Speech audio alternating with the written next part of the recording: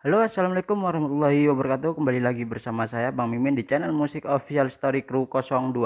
Dan jangan lupa subscribe juga channel baru saya yaitu Bang Mimin Channel. Linknya ada di deskripsi ya di bawah ini. Mohon maaf saya jika upload ada keterlambatannya karena kesibukan ya.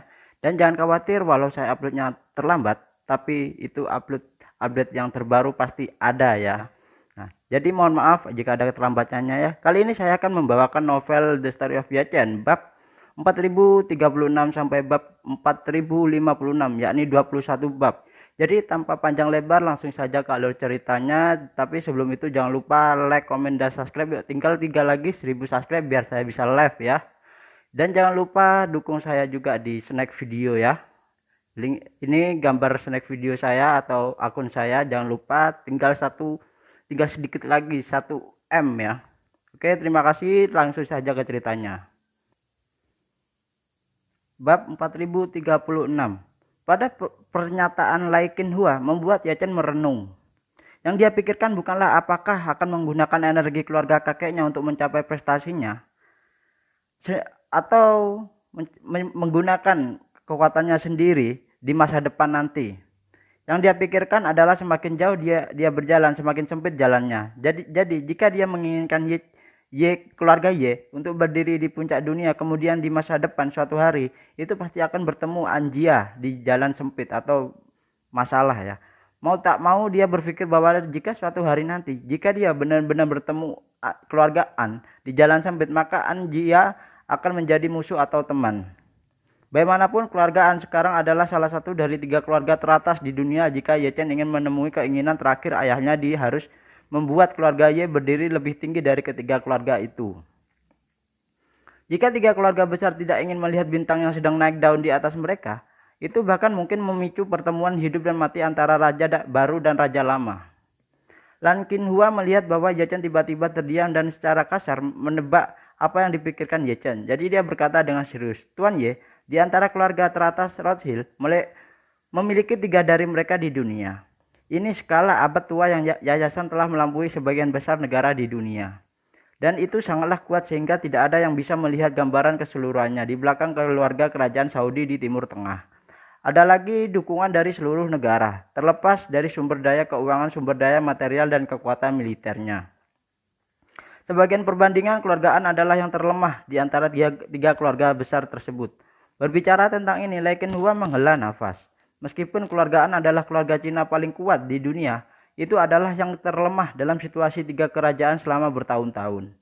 2 keluarga lainnya juga memiliki niat untuk menekan keluargaan dan perasaan dari 3 keluarga besar. Jadi menurut spekulasi saya, keluarga Anjia tidak akan memiliki kehidupan yang baik di masa depan, dan bergabung dengan Anjia sangatlah bermanfaat bagi Anda dan Anjia nanti di masa depan.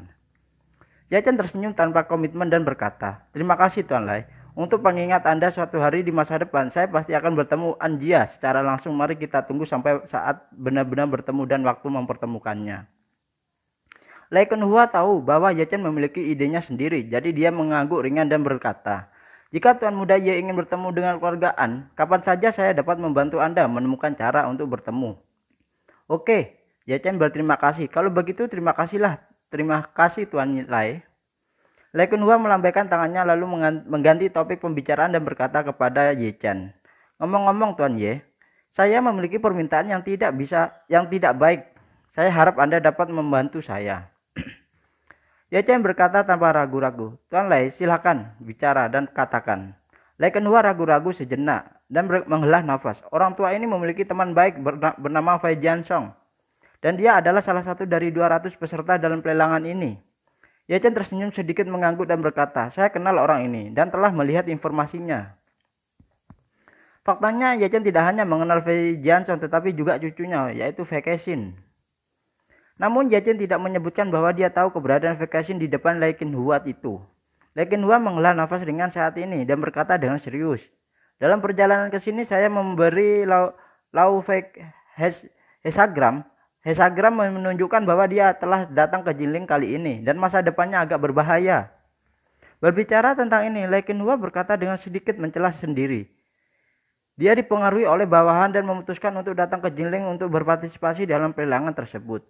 Jika dia menghadapi bahaya karena ini bawahan tidak akan bisa memaafkan dirinya sendiri. Jadi dia juga meminta Tuan Y untuk membantunya memperhatikan dia. Dan jika terjadi insiden mendadak, mohon juga minta bantuan Tuan Muda Y untuk membantunya. Ye Chen tidak bisa menahan kerutan dan bertanya, Tuan Lai, apakah Anda memiliki petunjuk yang lebih rinci? Misalnya, bahaya apa yang baru saja akan disebutkan Anda? Apakah Anda perlu berhati-hati dengan kecelakaan atau apakah Anda perlu membayar perhatian membunuh orang atau orang jahat?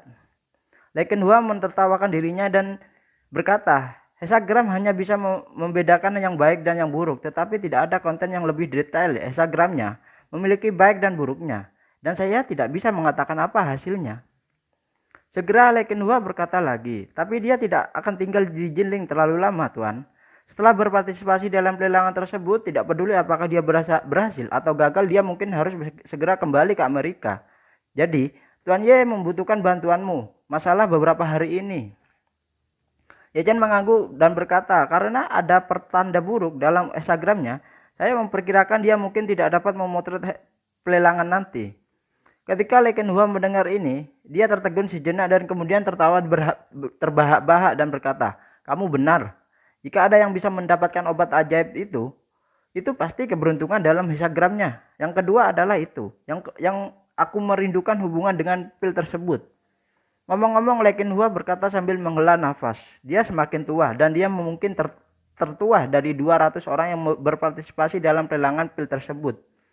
Tidak banyak hari mendengar ini, Ye Chen lebih mengagumi Fekeshin.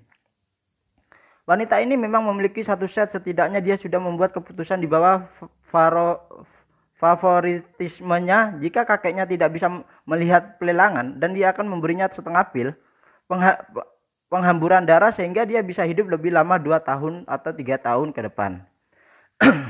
Dikombinasikan dengan pernyataan Lai Kenhua bahkan jika Fei Jianchong berada di Jinling kali ini, suatu yang tidak terduga terjadi pada tubuhnya. Dan dia memiliki setengah dari pil penghambur darahnya sendiri untuk menyelamatkan jantungnya. Ye Chanming tahu bahwa dia akan melihat dalam serangan manusia dan tahu bahwa penambahannya serangan manusianya jauh dari bernilai. Setengah pil penghemat darahnya. Tapi Ye Chen selalu merasa bahwa jika dia tidak membalas budi ini dan berhutang pada Fekeshin sepanjang waktu, dia pasti akan merasa canggung ke depannya. Ini adalah kejeniusan si Fekeshin. Pada saat ini tiba-tiba merasa bahwa karena ini masalahnya, maka dia akan bermain konspirasi dengan Fekeshin, bahkan jika dia tidak waspada, yang dianggap sebagai balas dendam. Jadi dia tersenyum sedikit dan berkata kepada Lai Kenhua, jangan khawatir Tuan Lai, saya akan lebih memperhatikan itu. Lai Kenhua menangkupkan tangannya pada Ye Chen dan berkata dengan hormat, terima kasih Tuan Ye, terima kasih. Setelah beberapa obrolan dengan Lai Kenhua dan beberapa cangkir teh, Ye Chen mengucapkan selamat tinggal dan pergi dari kamar Lai Kenhua. Setelah meninggalkan kamar Lai Kenhua, dia mengeluarkan ponselnya dan menelpon Fekeshin. Fekeshin sedang mandi di bak mandi di kamar presidensial. Saat ini dia tiba-tiba menerima telepon dari Ye Chen. Seluruh orang pada awalnya terkejut, lalu mendengar dengan cepatnya duduk mengatur pernapasan dan kemudian menjawab telepon dan berkata sambil tersenyum. Tuan Ye, mengapa Anda ingin menelpon saat ini? Ada apa? Ye Chen tersenyum dan bertanya padanya, apakah Nona Zhan masih sibuk? Fekeshin tersenyum dan berkata, tidak sibuk. Instruksi apa yang Tuan Ye miliki? Ye Chen kemudian berkata, itu benar, saya tahu bahwa Nona Zhan pasti telah banyak membantu di belakangnya ketika dia pergi ke Amerika Serikat untuk belajar untuk kelas master. Saya berutang budi kepada Anda dan saya memang sedikit malu. Wajah Fekeshin dipenuhi dengan kegembiraan, tetapi dia berkata dengan nada yang sangatlah tenang. Tuan Ye, tolong jangan terlalu sopan kepada saya. Kita semua adalah teman kan? Ini masalah sepele. Ye Chen tersenyum dan berkata, Nona Zhan, ada lelangan yang sangat pribadi di Istana Buckingham lusa. Dan kebetulan saya memiliki surat undangan VIP di tangan saya untuk Anda. Jika Anda tertarik, Anda bisa datang dan melihatnya. Mendengar Fekeshin terdiam karena terkejut ya. Dia berpikir bahwa Ye Chen tidak akan pernah mengungkapkan identitasnya di depannya. Apalagi menyebutkan informasi apa yang dia punya berkaitan dengan pelelangan itu. Dia bahkan berpikir bahwa jika kakek gagal mendapatkan apapun di pelelangan itu, dia harus kurang ajar dan mengambil inisiatif untuk memohon kepada Ye Chen, dan kemudian dia harus keluar dan berbicara dengan Ye Chen. Namun dia tak pernah bermimpi bahwa Ye Chen akan mengambil inisiatif untuk mengundang dirinya sendiri untuk berpartisipasi dalam lelang pil tersebut. Dan itu adalah tiket VIP. Kali ini dia tertangkap basah. Pada saat ini Vekashin merasa bahwa semua rencana dan ritmenya langsung terganggu oleh undangan tiba-tiba Ye Chen tersebut. Dia bahkan tidak tahu apa tujuan Ye Chen sebenarnya. Apakah benar saya hanya ingin mengajak diri saya untuk mengikuti lelang ini, atau saya sudah mengetahui motif saya? Jadi saya sengaja menghitungnya dan memfikirkannya.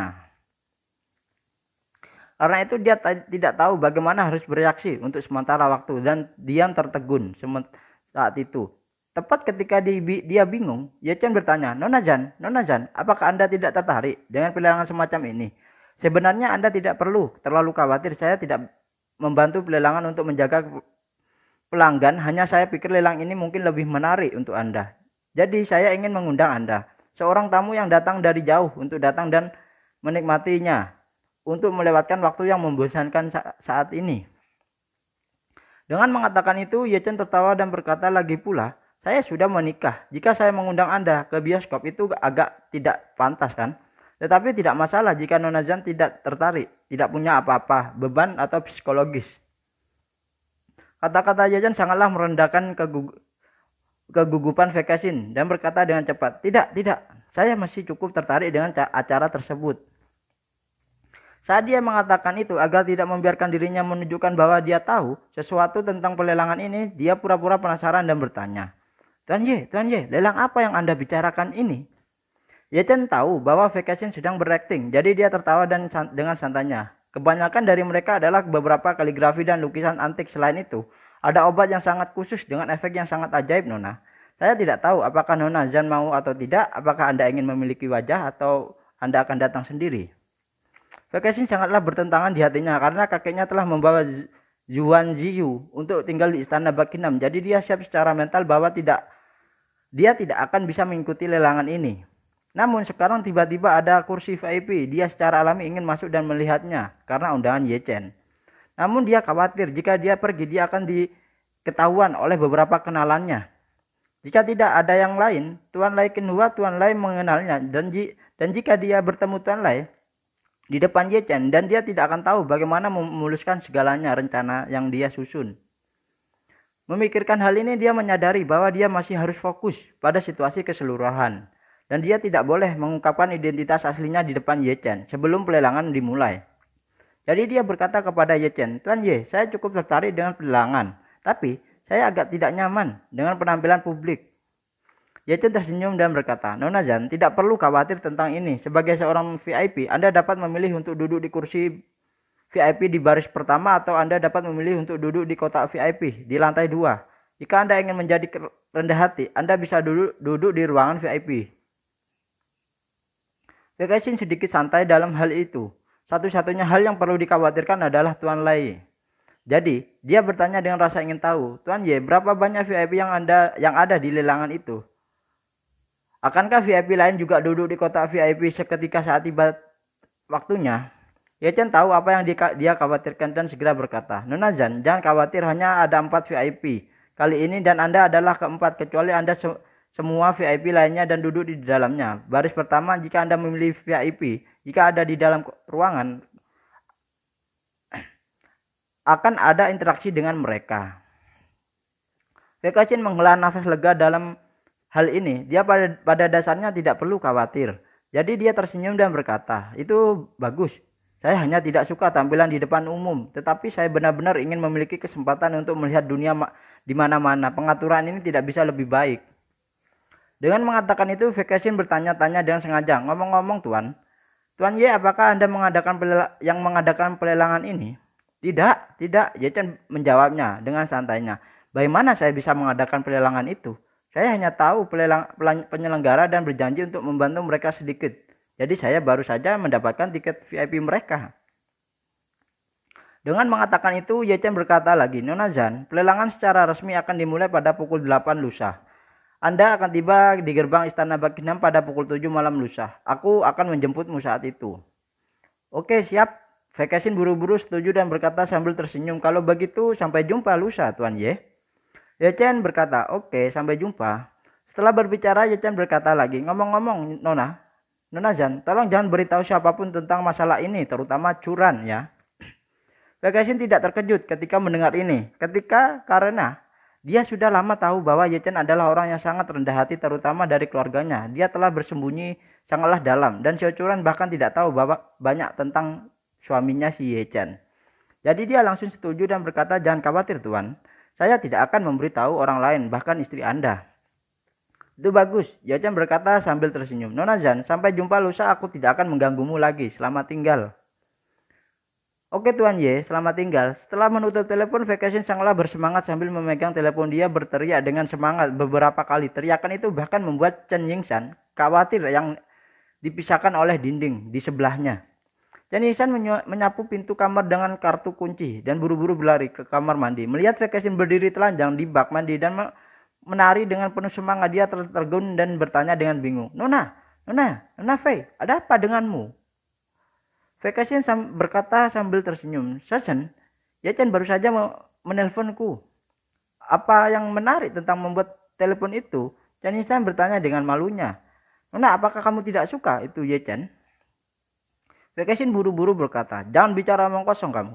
Saya tidak senang karena dia memanggil saya, tetapi karena dia menelpon dan mengundang saya untuk berpartisipasi dalam pelelangan tersebut, dan saya berpartisipasi dalam tamu VIP. Hah? Ya kah? Chen Yingshan bertanya dengan ngeri. Ye Chen, bukankah dia selalu menyembunyikan identitasnya? Kenapa dia begitu mudah mengundangmu ke pelelangan, bahkan menjadi tamu VIP? Vacation tersenyum dan berkata, mereka tidak mengungkapkan identitasnya mereka. Dia hanya mengatakan bahwa dia kebetulan memiliki tiket undangan VIP di tangannya. Dan dia tidak mengatakan bahwa dia yang mengatur pelelangan, apalagi yang mengadakan pelelangan tersebut. Shan mengangguk ringan dan bertanya, Nona, mengapa Ye Chen mengundang Anda ke pelelangan itu? Vacation memikirkan dan berkata dia mungkin hanya ingin membalas budi Xiao Churan. Saya membantu Xiao Churan mendapatkan kuota kelas master dan memberi Xiao Churan kesempatan yang baik untuk berhubungan dengan desainer interior top di dunia dan menjadi orang terbaik desainer terkenal. Ye Chen pasti mencoba membalas budi saya.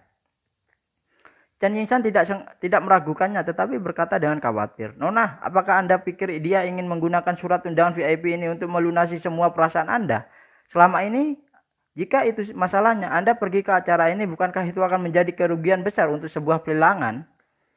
Mungkin tidak. Vacation menggelengkan kepalanya dan berkata dengan nada suara Ye Chen, dia mengundang saya untuk berpartisipasi dalam pelelangan yang sifatnya mirip dengan mengundang saya untuk menonton film, dan dia pasti tidak akan menggunakan ini untuk membayar atau melunasi hutang budi kepada saya. Chen Yingshan merasa sedikit lega dan berkata, mudah-mudahan untuk mengatakan dalam kasus ini, saya tidak hanya dapat pergi untuk menyaksikan pelelangan ini dengan mata kepala sendiri, tetapi saya juga dapat menemukan langkah yang baik untuk diri sendiri. Jika Tuan gagal melihat atau mendapatkan pil tersebut, kamu dapat memberitahu saya langsung setelah pelelangan bahwa kamu ingin membelinya setelah membeli efek magis dari pil tersebut, dan melihat apakah mungkin dia menjual kepadamu secara pribadi. Vacation pun melaporkan kabar gembira tersebut kepada kakeknya yang masih berada di istana Buckingham melalui video call. Wei Jianzhong sangatlah marah karena aturan ketat yang peraturan istana Buckingham. Setelah mendengar berita itu, dia tiba-tiba menjadi tercerahkan dan berkata dengan penuh semangat, bagus. Kesin, tampaknya kerja kerasmu di Jingling selama periode waktu ini benar-benar tidak sia-sia. Tuan Ye pasti dalang dibalik seluruh pelelangan ini. Vacation mengangguk memandang Wei Jianzhong dalam video dan tersenyum dan menghibur. Kakek, kamu akan dirugikan selama 2 hari ke depan, dan setelah pelelangan selesai, tidak peduli apa hasilnya, aku akan segera menerimamu. Ayo ke hotel tempat saya menginap. Saya sudah menyiapkan kamar untuk Anda. Oke. Wei Jianzhong berkata dengan lega, masih Kesin, bahwa kamu adalah yang paling berhati-hati dalam aman dan dalam pekerjaanmu. Vacation menambahkan, kakek, pada hari pelelangan saya akan tinggal di kotak VIP dan saya tidak akan bertemu Anda pada waktu itu. Jika ada situasi, saya akan membicarakan setelah pelelangan selesai. Oke, kakek Vacation tersenyum dan berkata, saya harap saya bisa menang. Vacation berkata tanpa ragu, jangan khawatir kakek, kamu pasti akan melakukan dan pasti kamu akan menang. Wei Jianzhong hanya yang berada di istana Buckingham menutup telepon dengan tersenyum puas dan wajahnya dan berkata kepada Yuan Ziku yang berada di sampingnya, "Tuan Yuan, gadis Cashin ini memanglah berbakat. Begitu banyak orang yang ingin menemukan pil tersebut. Dalang di belakangnya, dia adalah satu-satunya yang bisa berhasil. Saya sangat terkesan kepada cucu saya ini." Yuan Ziku mengangguk menangkupkan tangannya dan berkata, "Nona Cashin sangatlah berbakat dan memiliki keberanian yang luar biasa, dan dia akan menjadi senjata yang hebat di masa depan untuk keluarga Fei." Fei Jianxiong mengangguk sedikit dan kemudian berkata dengan sedikit emosi, "Jika Cashin adalah seorang pria, itu pasti merupakan berkah besar bagi keluarga Fei. Sayang sekali ini." Yuan Ziku ingin mengatakan sesuatu, tetapi dia ragu sejenak dan menyerah. Meskipun dia juga merasa bahwa Fei Cashin adalah junior paling potensial dari keluarga Fei, dia merasa tidak pantas baginya untuk berbicara di depan Fei Jianxiong. Lagi pula dia tahu bahwa dia hanya pengawal pribadi Fei Jianxiong dan semua tanggung jawab adalah untuk melindungi keselamatan keluarga Fei dan tidak cocok baginya untuk mengomentari urusan keluarga Fei. Selain itu, bagian dalam keluarga Fei tampak tenang, tetapi pada kenyataannya arus bawah sudah bergejolak dan Yuan Ziku tidak akan segera kembali ke divisi. Jika dia tidak ingin masuk ke air berlumpur ini. Fei Jianxiong melihat Yuan Ziku ragu-ragu untuk berbicara dan segera memahami sikap Yuan Ziku dan merasakan sedikit kekecewaan di hatinya untuk sementara waktu. Dia berharap Yuan Ziku bisa menjadi orang kepercayaannya, tetapi meskipun Yuan Ziku setia padanya, dia tidak pernah ingin terlalu dekat dengannya, yang membuatnya merasa sedikit kesepian. "Ketika saya sudah tua dan memiliki banyak keluarga, saya bahkan tidak memiliki siapapun di sekitar saya yang dapat berbicara dengan hati ke hati. Saya sulit untuk memiliki kepribadian yang kredibel dan temperamen yang baik. Bahkan lebih jarang saya tidak ada hubungan dengan orang-orang lain.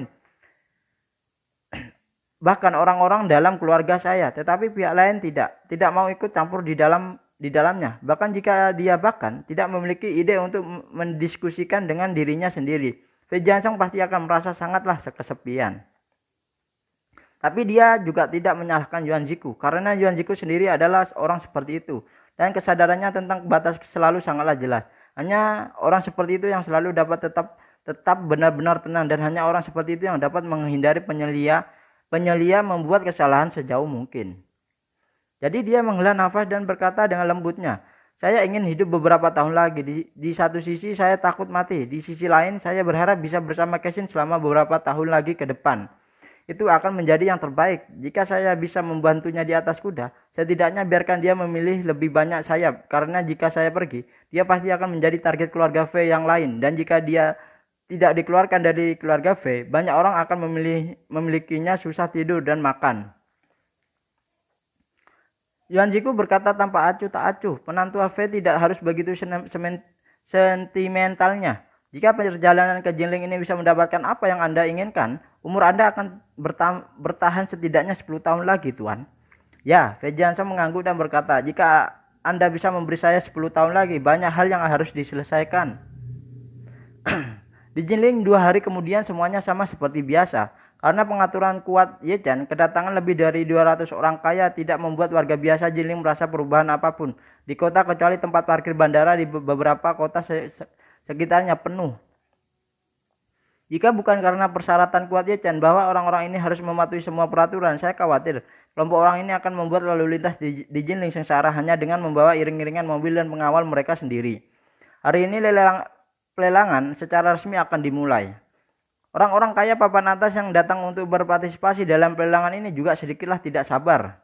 Mereka menghabiskan 2 hari di bawah tahanan rumah di Hotel Istana Buckingham, menahan amarah mereka hanya untuk menunggu pelelangan secara resmi dimulai. Pukul 12 siang, petugas sudah mulai mengeluarkan pemberitahuan tertulis kepada seluruh peserta. Pemberitahuan tersebut menginformasikan kepada mereka bahwa staf hotel akan mengantarkan makanan ke kamar semua peserta dan pukul 6. Setiap orang harus menyelesaikan makan dalam waktu setengah jam dan kemudian berganti seragam yang disediakan oleh hotel tersebut bersama dengan pengawalnya. Pergi ke pintu masuk ruang perjamuan dengan tertib dan antri untuk pemeriksaan keamanan untuk memasuki tempat tersebut. Selain itu, setiap orang tidak diperbolehkan membawa alat komunikasi, alat perekam video produk logam yang tidak perlu. Jika ada gigi palsu, stent jantung, implan, konglea, dan alat pacu jantung buatan di dalam tubuh harus dengan jelas memberitahu petugas keamanan. Diatur untuk melewati saluran keamanan khusus. Setiap peserta memasuki venue dengan barang selundupan akan segera disita dan dikeluarkan dari istana Buckingham. Setelah ditemukan, selain itu mereka akan dilarang berpartisipasi dalam lelang pil tersebut berikut di masa depan untuk seumur hidup. Pemeriksaan keamanan yang ketat seperti itu jauh melebihi persyaratan pemeriksaan keamanan penerbangan sipil. Tetapi tak satu pun dari orang-orang kaya ini berani menantang paksaan pelanggaran tersebut. Karena mereka tahu betul di dalam hati mereka jika suatu seperti pil tersebut dibeli dilelang itu harus dikonsumsi di tempat. Barang yang satu ini benar-benar menghilangkan kemungkinan pil tersebut beredar di luar pasaran. Karena itu tidak peduli seberapa kaya Anda, jika Anda ingin mendapatkan pil tersebut, Anda harus berpartisipasi dalam pelelangan tersebut. Begitu dia dilarang berpartisipasi dalam pelelangan, itu berarti dia akan melewatkan pil permajaan selama sisa hidupnya. Oleh karena itu, setiap orang kaya laki-laki atau perempuan meninggalkan semua ponsel dan perhiasan di kamar sebelum meninggalkan kamar. Beberapa wanita ikut lelang bahkan melepas jarum perak yang membuat telinga mereka ditindih karena takut, menimbulkan masalah bagi diri mereka sendiri. Saat melewati pintu dektor logam, V. Johnson juga sama, tanpa apapun di tangannya. Hanya saja di tubuhnya masih ada alat pacu jantung, sehingga sesampingnya di pintu masuk ruang perjamuan harus melalui jalur pemeriksaan keamanan khusus. Konon Dr. USG akan langsung memeriksa alat pemacu jantung tersebut. Setelah memastikan bahwa tidak ada masalah lain, dia akan dapat dibebaskan dengan lancar. Pukul 6:30, hotel membunyikan pengingat radio. Semua peserta lelang harap menggunakan pakaian seragam, meninggalkan ruangan dengan tertib, dan pergi ke ruang perjamuan. Anda harus menghindari berhenti tertawa, membuat keributan, dan menghindari mengobrol. V. Johnson di ruangan mendengar siaran itu, dan kemarahan serta permusuhannya sebelumnya telah menghilang. Sebaliknya, dia memandang Yuan Ziku yang duduk di seberangnya dan berkata sambil tersenyum, "Tuan Yuan, Anda dan saya telah menunggu selama 2 hari sebagai bagian. Jika Anda berada di penjara dan akhirnya tunggu saat ini, kita bisa keluar." Yuan Ziku yang ada di sisi dan berlawanan sudah berganti pakaian seragam tanpa kode. Dia memandang V. Johnson dan mengangguk dan tersenyum dan berkata, dengan acuh tak acuh pemenantu Yuan Ziku berharap Anda semua yang Anda inginkan malam ini bisa tersampaikan. Ketika V. Johnson mendengar kata-kata itu, dia tersenyum percaya diri dan berkata dengan tangan terangkat, "Saya akan meminjam kata-kata keberuntungan Tuan Yuan malam ini." Lagi pula dia berdiri di sofa. Yuan Ziku yang berada di sampingnya buru-buru melangkah maju untuk membantunya dan keduanya meninggalkan kamar hotel bersamaan. Berjalan keluar dari ruangan keluar dari ruangan sekitar satu demi satu. Di antara orang-orang ini, timur dan barat bercampur dan semua orang mengenakan pakaian sama. Sangatlah sulit untuk membedakan penampilannya. V. Johnson mengira dia akan bertemu dengan beberapa kenalan, tetapi dia tidak menyangka bahwa lantai tempat dia tinggal hampir dipenuhi dengan wajah-wajah yang tidak dia kenali. Semua orang datang ke aula lift satu demi satu dan melihat 2 penjaga keamanan berdiri di pintu masuk aula lift. Keduanya berbicara langsung dengan wajah tanpa ekspresi. Lift tidak berfungsi, semuanya silakan naik tangga. Ada 8 lift penumpang di hotel, tetapi tidak setiap orang diharuskan naik ke tangga untuk turun yang membuat semua orang sakit tidak puas. Beberapa orang ingin protes, tetapi begitu mereka membuka mulut, mereka dimarahi oleh penjaga keamanan. Semua orang tolong patuhi disiplin para pengunjuk rasa akan dicatat sebagai kerugian besar. Kami akan mengingat nomor Anda dan kerugian besar akan dicatat di pelelangan. Jika ada barang-barang yang berhasil dilelang, denda 20%. Tambahan akan dikenakan berdasarkan harga transaksi. Dan dia akan dicatat 2 kali sebagai kerugian besar yang secara langsung akan menghilangkan haknya untuk berpartisipasi dalam konvensi ini.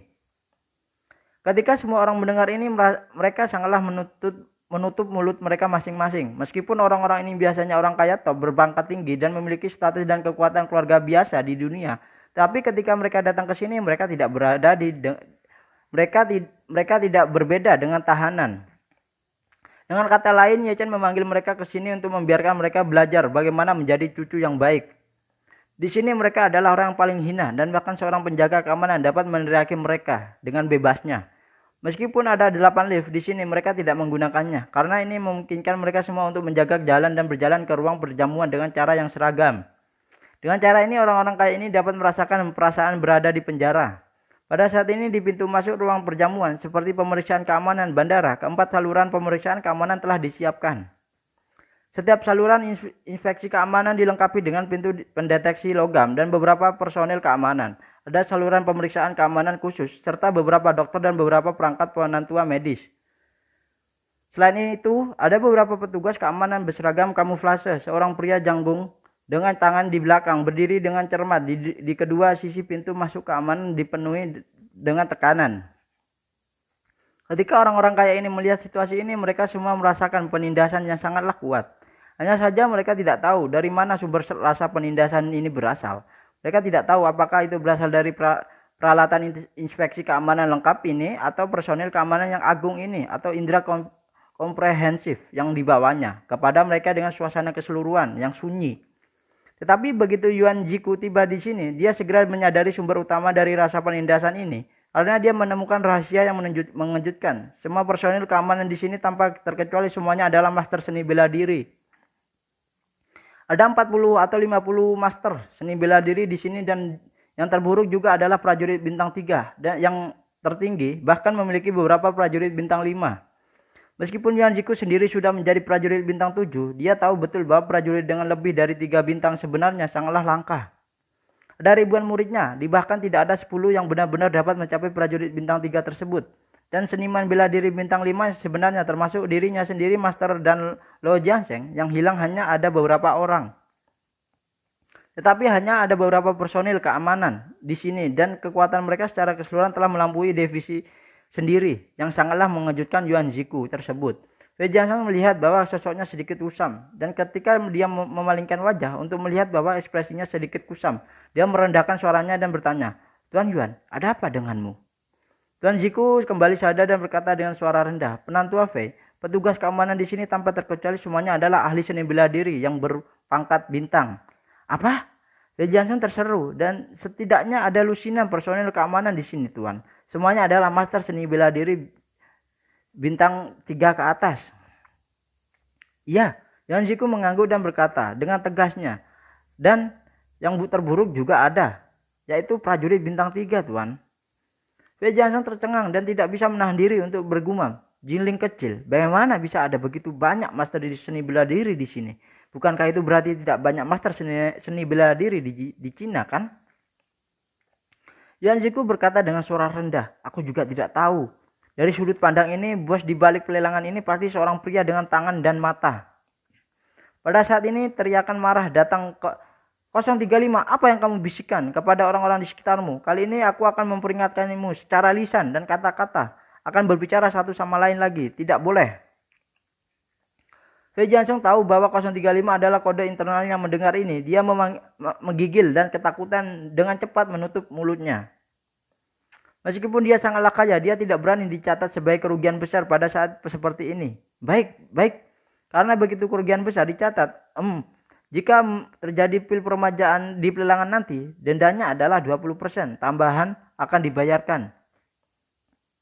Mungkin Anda akan menghabiskan puluhan atau puluhan miliar, dan itu masih dolar Amerika Serikat. Awalnya masih ada beberapa orang di kerumbuman yang berisik atau satu sama lain. Tetapi setelah raungan seperti itu, semua orang terdiam dan tidak berani mengeluarkan suara lagi, dan menjadi ruang sunyi. Menuntut pengaturan proses 200 orang kaya yang berpartisipasi dalam pelelangan, dan rombongannya memulai pemeriksaan keamanan terlebih dahulu. 10 alternatif lainnya ada di belakang. Adapun 3 VIP sebelumnya, mereka diatur untuk melewati pemeriksaan keamanan setelah semua orang memasuki venue. Oleh karena itu, Ye Jiansheng, Lai Qinhua, dan Ratu Nordik tua semuanya menunggu pemberitahuan lebih lanjut di kamar masing-masing di gedung administrasi. Ye Chen secara khusus pergi menemui kakeknya Ye Jiansheng. Lelaki tua itu sedikit bersemangat saat ini dan menantikan pelelangan yang akan datang. Di satu sisi dia juga ingin melihat apakah dia memiliki kesempatan atau tidak untuk bersaing memperebutkan pil tersebut. Di sisi lain dia tahu bahwa semua orang yang datang hari ini adalah orang-orang terkaya atau orang terkenal, dan dia bisa hadir sebagai VIP kali ini dipegang erat-erat. Ye Jiansheng yang dalam suasana hati yang baik bahkan lebih bahagia ketika dia melihat Ye Chen datang ke pintu. Dia buru-buru membiarkan Ye Chen masuk ke kamar dan berkata sambil tersenyum, "Jenner, kamu sangatlah sibuk hari ini. Mengapa kamu masih bebas untuk datang ke kamar kakek dan melihat kakek. Ye Chen tersenyum dan sedikit dan berkata, "Kakek, saya punya sesuatu untuk dikatakan kepada Anda sebelumnya." Ye Jiansong tersenyum dan berkata, "Chenner, kamu adalah kepala keluarga Ye sekarang dan semua orang di keluarga Ye hanya milikmu. Jika kamu memiliki sesuatu untuk dilakukan, katakan saja, telepon saja dan beritahu kakek." Ye Chen tersenyum sedikit dan berkata, "Bagaimana kamu bisa melakukan itu? Bagaimanapun kamu adalah seorang ketua, kakek." Setelah berbicara, Ye Chen berkata dengan tegas, "Kakek, yang ingin saya katakan kepada Anda adalah bahwa dalam pelelangan hari ini, setelah Anda tiba di tempat kejadian, janganlah berpartisipasi dalam pelelangan pil tersebut lagi. Bagaimanapun ini adalah untuk mendapatkan uang dari orang-orang luar. Dan kami adalah orang-orang kami sendiri, tidak perlu mengutak-atiknya karena Anda menginginkan pil tersebut. Saya akan mengatur setengahnya untuk Anda terlebih dahulu, dan jika Anda membutuhkannya nanti, saya akan memikirkan cara untuk Anda." Ketika Ye Jiansong mendengar ini, dia langsung bersemangat. Sebelumnya dia ingin menggunakan posisi kepala keluarga Ye untuk menukar Cundan dengan Ye Chen. Tetapi dia tidak menyangka bahwa dalam pertempuran Gunung Yanling, Ye Chen membawakannya segelas anggur langsung untuk melepaskan kekuatan militer dan dia mengambil posisi kepala keluarga dalam 3 atau 2 kalimat sehingga dia malu untuk meminta pil peremajaan itu. Di awalnya berpikir bahwa Ye Chen pasti tidak akan memberikan dirinya sendiri untuk pil peremajaan itu. Untuk apa? Tetapi dalam sekejap mata Ye Chen benar-benar memberi kejutan besar. Meskipun hanya ada setengahnya, bagi Ye Jiansong mereka sudah sangatlah puas. Pada saat ini, Ye Jiansong sangatlah bersemangat dan suaranya agak tidak jelas. Ye Chen, apakah kamu benar-benar ingin memberi kakek setengah pil tersebut?" Ye Chen tersenyum sedikit mengangguk dan berkata, "Bisakah saya masih bercanda dengan Anda tentang hal semacam ini, kakek?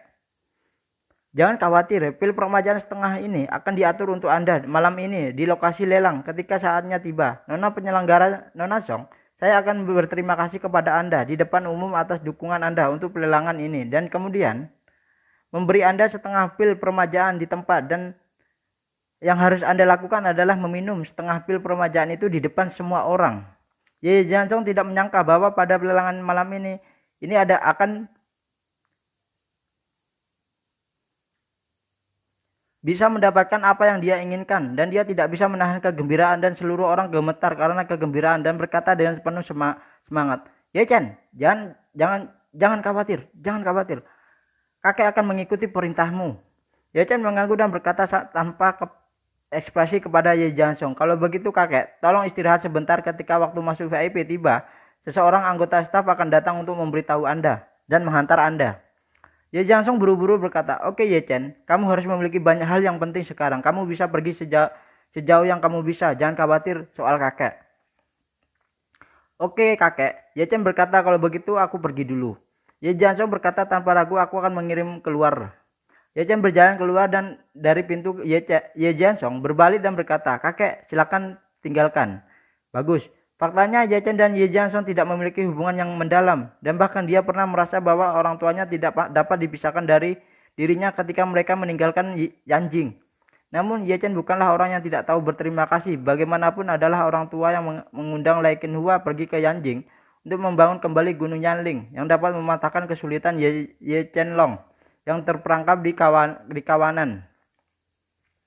Selain itu, lelaki tua itu yang meminta Tang Xihai untuk memberinya 10 miliar dan grup Di Hao saat itu.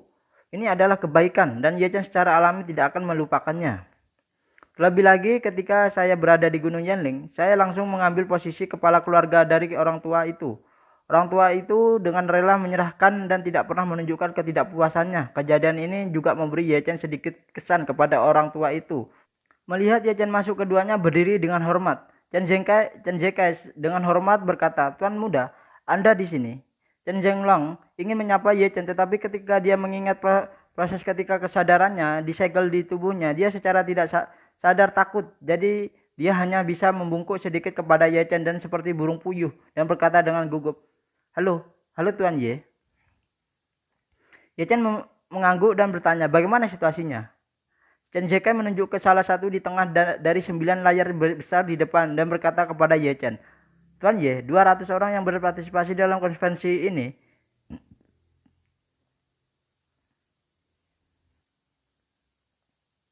Dan 10 orang yang berada di daftar tunggu pada dasarnya telah memasuki tempat satu demi satu. Dan mereka semua akan bersegera memasuki tempat itu. Tamu VIP akan diundang. Yechen sedikit mengangguk dan bertanya, apakah ada mengalami masalah selama pemeriksaan keamanan? Tidak, Tuan. Dan Zekai berkata sambil tersenyum, orang-orang sangatlah patuh. Mereka hampir tidak memiliki apa-apa di tubuh mereka kecuali pakaian. Jika mereka kentut, mereka tidak sabar untuk mengeluarkannya untuk melewati pemeriksaan keamanan. Dia sekarang semua orang yang telah lulus pemeriksaan keamanan tanpa masalah tidaklah normal. Itu bagus. Yechen mengangguk puas dan kemudian bertanya kepada Chen Zhonglai, apakah ada sesuatu yang tidak biasa di sekitar atau mencurigakan di tempat kejadian hari ini? Chen Zhonglai buru-buru menggelengkan kepalanya dan berkata dengan serius, Tuan Ye, bawahan saya telah mengatur orang-orang mereka yang cakap memasang banyak kamera tersembunyi seperti pencitra termal dan sistem pemantauan kehidupan di sekitar hotel. Semuanya menggunakan peralatan paling canggih di dunia dan banyak tentara istana Wanlong yang bersembunyi dalam kegelapan dan mereka tidak akan pernah membiarkan orang yang mencurigakan memasuki istana Buckingham ini.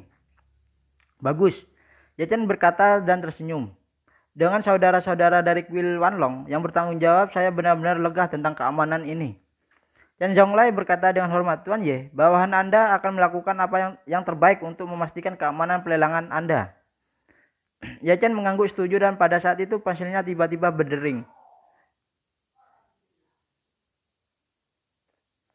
Yang menelpon saat ini adalah Vacation, yaitu tamu VIP keempat. Setelah menelpon Vacation berkata, Tuan Ye, saya sudah berada di gerbang istana Buckingham, tetapi penjaga keamanan tidak mengizinkan untuk masuk. Jadi saya hanya berdiri di seberang jalan. Yechen tersenyum dan berkata, Nona Zhan, tunggu sebentar, aku akan menjemputmu sekarang. Vacation berkata sopan, kalau begitu ini kerja keras untuk Tuan Ye. Setelah menutup telepon, Yechen datang ke gerbang istana Buckingham. Benar saja. Di seberang jalan dari pintu masuk utama, saya melihat Vacation mengenakan gaun hitam memukau dan mempesona berdiri di pinggir jalan. Melihat Yechen, Vacation berlari di seberang jalan dan seorang prajurit istana Wanlong di sebelah Yechen segera berkata, Bu, saya sudah memperingatkan Anda. Hotel kami saat ini ditutup untuk umum. Tolong jangan lebih dekat. Pada saat ini Yechen berkata kepadanya dengan acuh tak acuh, tak apa-apa, Nona Zhan ada di sini untuk menemukan saya. Orang itu adalah Jenderal Bintang 5 di Wanlong Hall dan kepala tim keamanan di pintu masuk utama. Dia telah melihat kekuatan menakutkan Yechen di Gunung Yanling. Mendengar kata-kata Yechen, dia segera membungkuk hormat dan berkata, aku minta maaf Tuan, saya tidak tahu bahwa wanita ini adalah teman Anda. Tolong jangan salahkan saya. Yechen melambaikan tangannya dan berkata sambil tersenyum, kamu hanya melakukan pekerjaanmu dengan baik, kamu tidak bersalah, dan tentu saja, kamu tidak perlu meminta maaf kepadaku. Pria itu berkata dengan cepat, terima kasih Tuan Ye, atas pengertian Anda. Pada saat ini Vacation tidak terkejut, dia tidak menyangka bahwa pria ini menyebut dirinya bawahan di depan Yechen, dan dia sedikit lebih ingin tahu tentang identitas Yechen. Sangatlah misterius ini. Setelah beberapa saat ini dia datang untuk berdiri di depan Yechen dan tersenyum dengan sopan dan berkata, maaf Tuan Ye, tapi saya harus merepotkan Anda untuk datang dan menjemput saya. Yechen tersenyum ringan dan berkata, hanya sedikit usaha Nona Zhan, tidak harus sopan. Bagaimanapun Yechen memberi isyarat undangan dan berkata kepadanya, Nona Zhan silakan masuk. Baik Tuan Ye. Vacation mengangguk dan mengikuti Yechen ke dalam hotel. Pada saat dia berjalan, dia berpura-pura terkejut dan bertanya kepada Yechen, Tuan Ye, apa harta besar dalam pelelangan hari ini? Begitu banyak petugas keamanan, aku belum pernah melihat pertempuran ini sebelumnya.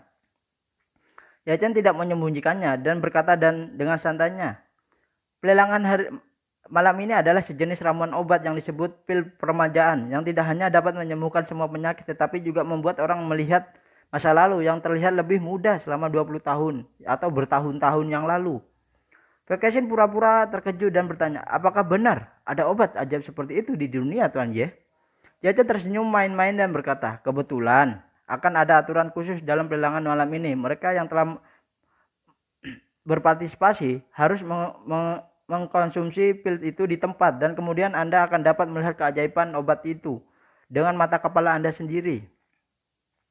Vacation telah lama memahami prosedur yang persyaratan lelang pil tersebut. Namun di depan Yechen dia masih berpura-pura terkejut dan mendengarkan perkenalannya. Ye Chen sengaja berpura-pura bahwa dia masih percaya bahwa dia adalah Jean Fair dari Prancis hanya untuk bermain-main di tempat kejadian.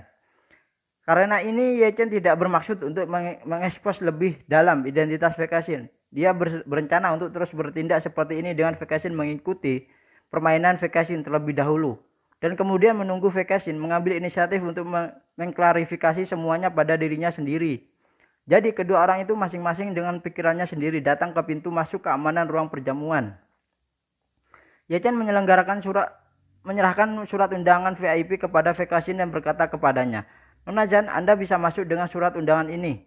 Berikan saja surat undangan ini kepada staf dan staf secara alami akan mengirim Anda secara langsung. Ambillah dan pergilah ke ruangan di atas, di lantai 2. Vekasin bertanya dengan heran, "Tuan Ye, tidakkah Anda akan masuk bersama saya?" Ye Chen tersenyum dan berkata, saya baru saja mendapatkan surat undangan dari VIP, tetapi identitas saya bukan VIP, tetapi konsultan untuk pelelangan ini. Jadi saya akan duduk di ruangan pemantauan nanti. Jadi saya tidak akan pergi ke pelelangan tersebut. Begitukah? Vekasin mengangguk ringan meskipun Ye Chen tidak ikut dengannya. Dia sedikit kecewa, tetapi dia memikirkan karena Ye Chen adalah bos di balik pelelangan ini, maka dia secara alami tidak mungkin melakukannya pergi ke ruangan VIP dengan dirinya. Untuk menonton, Anda harus memantau semuanya secara real time dan suatu tempat di mana Anda dapat melihat gambar besarnya. Jadi dia berkata tanpa kepada Ye Chen, "Tuan Ye, jika itu masalahnya maka saya akan pergi dulu dan saya akan menghubungi Anda segera setelah pelelangan berakhir." Ye Chen mengangguk dan berkata, "Pemeriksaan keamanan di pelelangan sangatlah ketat. Anda harus menyerahkan ponsel dan semua barang milik Anda kepada penjaga keamanan. Dan sebelum pelelangan dimulai, barang-barang pribadi Anda akan dibawa ke tempat lain untuk dijual. Penyimpanan sementara, tetapi jangan khawatir, ketika pelelangan berakhir, penjaga keamanan akan membawa semua barang pribadi Anda mengembalikannya." Baik, Vekasin benar-benar tidak menyangka bahwa keamanan di sini sangatlah ketat sehingga hanya masalah tidak membawa barang-barang Anda dan itu harus diangkut ke tempat lain. Tetapi dia juga tahu bahwa dia tidak punya pilihan, jadi dia hanya bisa mengangguk untuk menerimanya. Setelah itu, Ye Chen mengucapkan selamat tinggal kepada Vekasin, memintanya untuk pergi ke pemeriksaan keamanan dan bersiap untuk kembali ke ruang pemantauan. Lokasi ruang pemantauan ada di dalam kota di belakang ruang perjamuan. Bagaimanapun, tempat pelelangan ini untuk sementara direnovasi oleh Departemen Catering Hotel. Selain aula perjamuan terbesar, ada beberapa kotak perjamuan kelas atas. Dan JK memiliki ruangan yang jarak lebih dari 10 meter dari aula perjamuan. Dekat tetapi tidak akan terganggu karena isolasi suara. Adapun ruang-ruangan ini, selain ruangan pemantauan, ada juga ruangan sementara untuk Song Wanting. Karena Song Wanting akan menjadi juru lelang untuk lelang malam ini, jadi dia menunggu di ruangan tunggu itu. Ketika Ye Chen melewati pintu ruangan duduknya, pintu baru saja terbuka dan Song Wanting hendak keluar. Ketika dia bertemu dengan Ye Chen secara langsung, matanya yang cerah tiba-tiba penuh kejutan dan berseru, "Tuan Ye?" Ye Chen tersenyum dan berkata, "Ingin bagaimana persiapanmu?" Song Wanting mengguncangkan kartu yang penuh dengan manuskrip di tangannya dan berkata dengan sedikit gentar, "Pekerjaan persiapan hampir selesai, sangatlah awal, tapi saya sangatlah sedikit gugup." Saat dia mengatakan itu, dia tersenyum ringan dan menjelaskan, "Sejujurnya saya belum pernah menjadi juru lelang sebelumnya. Dan yang lebih penting, orang-orang yang datang ke pelelangan kali ini pada dasarnya berpengetahuan luas dan kaya raya. Saya khawatir saya tidak cukup baik untuk menunjukkan lelucon kepada mereka." Ye Chen tersenyum dan menghibur, "Sebenarnya Anda tidak perlu gugup. Sesama sekali kelompok orang yang datang ke sini malam ini dapat diberhentikan karena martabat pil permajaan. Jadi tidak peduli seberapa baik atau buruk Anda, tidak akan ada orang berani melihatmu atau mentertawakanmu." Song Wanting mengangguk ringan dan berkata dengan malu-malu, Sebenarnya saya terutama takut bahwa saya tidak akan tampil baik dan mengecewakan Anda, Tuan Ye." Ye Chen tersenyum dan berkata, "Tidak, hari ini adalah pasar penjualan kamu. Selama pil peremajaan dikeluarkan, tidak peduli seberapa buruk kami melakukannya, mereka mungkin akan meremas kepala mereka dan ingin berpartisipasi tahun depan. Jadi Anda bisa pergi dengan berani tanpa ragu-ragu dan memainkan dengan baik atau tidaknya. Setelah Song Wanting mendengarkan petuah apa yang Ye Chen katakan dan kegugupannya benar-benar mereda, dia sedikit mengangguk dan berkata, "Oke Tuan Ye, saya mengerti." Ye Chen bersenandung mengingatkan sesuatu dan berkata, "Ngomong-ngomong, saya awalnya ingin mengundang kakek Anda untuk menghadiri lelangan ini sebagai tamu VIP, tetapi kemudian saya memikirkannya. Tidak lama setelah Anda mengambil alih grup Song, ini semacam kesempatan harus membiarkan Anda, kepala baru keluarga Song, keluar dan menunjukkan diri Anda dengan baik. Jika Anda mengundang keluarga Song yang lain atau kakek Anda, itu akan tampak agak berlebihan. Jadi saya menolak ide itu dan Anda tidak boleh salahkan saya." Song Wanting benar-benar memikirkan masalah ini. Dia tidak bermaksud untuk menyalahkan Ye Chen, tetapi merasa bahwa menurut gaya Ye Chen, dia biasanya akan mengurus semuanya dalam masalah seperti ini, dan dia biasanya akan mengurus apa yang harus dia urus, atau bahkan apa yang harus dia urus mungkin tidak peduli. Namun kali ini karena alasan yang tidak diketahui, dia tidak mengundang kakeknya untuk berpartisipasi, juga tidak mengundang beberapa pengusaha lain di Jinling yang memiliki hubungan baik dengannya. Misalnya Qin Gang dan Wang Zhengjang juga tidak diundang. Namun dengan penjelasan Ye Chen, dia segera memahami niat baik Ye Chen. Awalnya Ye Chen membantunya sebagai kepala keluarga Song. Dia masih muda dan memiliki waktu yang singkat di posisi itu. Secara alami dia tidak dapat dibandingkan dengan kakeknya dalam hal koneksi ketenaran dan pengaruh. Jika Ye Chen mengundang kakeknya sebagai VIP hari ini, itu akan memperlebar jarak gengsi antara dia dan kakeknya. Ini membuatnya merasa lebih berterima kasih kepada Ye Chen dan tidak bisa menahan diri untuk tidak berkata, "Tuan Ye, terima kasih karena selalu memikirkan dan menginginkan." Ye Chen tersenyum ringan dan berkata dengan serius, "Saya tidak hanya memikirkan Anda, tetapi saya memiliki beberapa keegoisan lain sampai batas tertentu." Setelah berbicara, Ye Chen melanjutkan, "Bagi saya, selain pertimbangan Anda, saya juga khawatir bahwa saya akan mengundang terlalu banyak kenalan di koordinat saya atau akan terungkap. Terutama Qin Gang, Wang Zhengjang, dan Hong Wu, dan Tuan Song. Jika saya mengundang mereka semua ke meja VIP, mereka yang tertarik hanyalah perlu menyelidiki hubungan sosial orang-orang ini.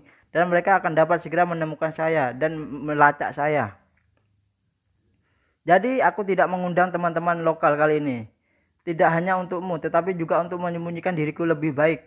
Total ada 4 tamu malam ini. Selain vacation yang menggunakan identitas palsu itu adalah Tuan Ye, Lai Qinhua, dan Ratu Tua Eropa Utara.